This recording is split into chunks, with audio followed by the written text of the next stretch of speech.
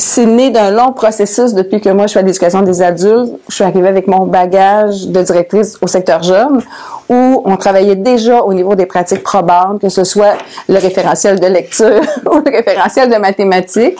Et avec Hattie, qui a sorti aussi son livre sur les pratiques probantes, c'était évident là, que la formation individualisée pouvait rester de façon hybride avec d'autres pratiques probantes pour rejoindre nos élèves plus vulnérables à l'éducation des adultes. Ce qui est important, c'est que ça prend une approche qui n'est pas de l'enseignement individualisé et qui n'est pas non plus ce qui se fait au secteur jeune pour rejoindre nos adultes qui sont chez nous.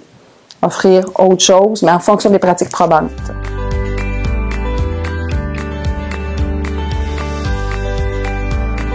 On avait des élèves en mathématiques qui quittaient, qui décrochaient, qui complétaient pas leur parcours, malgré qu'ils avaient fait de nombreuses heures dans certains cycles. Et là, Marc-André a dit, moi, je les prendrais, j'essayerais quelque chose au niveau de l'approche avec l'informatique. Alors, go, vas-y, on n'a rien à perdre. Ces jeunes-là, ils sont pas là. On arrivait sur un blitz de fin d'année. J'avais la possibilité financière de le faire. Donc, il a bâti des cours. On a appelé des élèves qui étaient rendus à la maison, qui fréquentaient plus. Des élèves en grande difficulté. Dans certains cours de mathématiques, on les a regroupés. Puis, on a essayé à petite échelle ce projet-là qu'on a fait cette année. La pédagogie, ça va au-dessus. On travaille pour l'élève toujours. Donc, il faut sortir de sa zone de confort. Je suis toujours en train de dire à mon personnel comment on peut sortir de la boîte, de ce qu'on connaît, de notre zone de confort pour amener l'élève à réussir. Comme direction d'école, je dis toujours que mon rôle principal, c'est d'être une facilitatrice de contexte. Il y a une opportunité pédagogique de faire réussir les élèves. Il faut que je crée le contexte facilitant pour réaliser l'approche pédagogique, le projet pédagogique.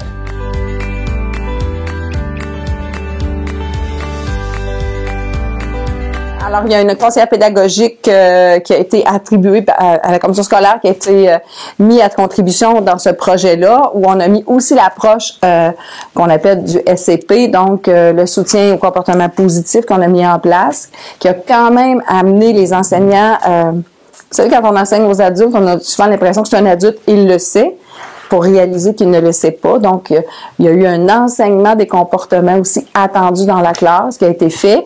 Et les orthopédagogues ont travaillé aussi avec les enseignantes. J'ai mis en place ce que moi j'appelle des soutiens à la direction volet pédagogique en français, en anglais, mathématiques, qui sont venus supporter aussi ce projet-là.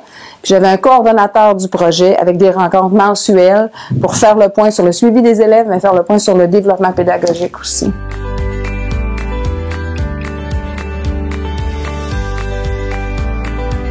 Des gens qui voulaient pas retourner, parce qu'il y en a qui ont quitté, parce qu'ils trouvaient ça trop exigeant, parce qu'il y avait un enseignement quand même qui était fait de grands groupes, mais avec des approches qui n'étaient pas que du traditionnel avec un tableau. Là, l'objectif, c'était de mettre les adultes à contribution dans leur apprentissage, le apprendre à apprendre. On était beaucoup dans cette option-là. Et selon certains étudiants, il y en a qui ont choisi trop exigeant, donc on retourne, et au bout de quelques jours seulement, revenir nous voir et dire si j'ai pas fait le bon move, je veux rester où j'étais, je veux retourner d'où je viens. Donc, un taux de fréquentation plus élevé, l'assiduité, être à l'heure, être présent. Ça allait jusqu'à... la prof de français, entre autres, avait mis en place un groupe Messenger où les étudiants, quand ils ne pouvaient pas être là, écrivaient à l'enseignante « Je peux pas être là, mais je te promets que... » Alors, il y avait un engagement de la part des élèves dans leurs apprentissages face à leurs enseignants aussi qui étaient beaucoup plus présents. Donc, des élèves engagés. On a vu aussi un temps sigle de diminuer, là où on est passé des cycles de 50 heures, on était capable de les faire à 40, 42 heures avant d'aller à l'examen. Puis des mêmes élèves qui, dans l'enseignement individualisé, je dis pas que c'est pas bon, mais ça répondait peut-être moins bien à eux, étaient rendus peut-être à 200, 250 heures pour le même cycle. Donc, le temps raccourci, une assiduité, un engagement. Donc, et des résultats. Donc, nos élèves sont allés en examen, ils ont réussi.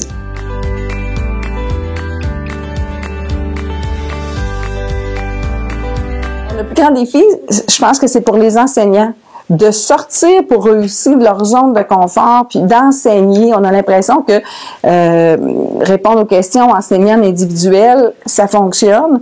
Et pour eux, c'est s'approprier des nouvelles pratiques pédagogiques et les mettre. Alors, oser montrer aux étudiants que c'est pas grave, se mettre en vulnérabilité face aux enseignants, face aux élèves, je veux dire. Ça, c'est le défi. Accompagner les enseignants à rester toujours un petit peu au-dessus de la mêlée par rapport aux approches pédagogiques, pas retomber dans des zones de confort et planifier. Comment on planifie? L'accompagnement de planification pour l'année qui s'en vient, ça va être un autre grand défi.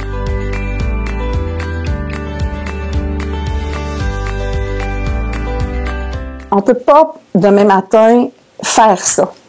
Il y a des choses qu'il faut placer, qui sont de longue haleine. On peut pas arriver dans un milieu où du jour au lendemain, sans en avoir jamais parlé. Donc, il y a une croyance, il y a une vision qui doit être partagée avec notre personnel, et c'est l'aboutissement de ça.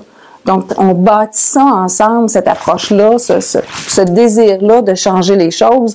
Alors, un gestionnaire peut pas le faire tout seul. Faut qu'il travaille avec son équipe, qu'il fasse émerger ces approches pédagogiques-là avec son équipe.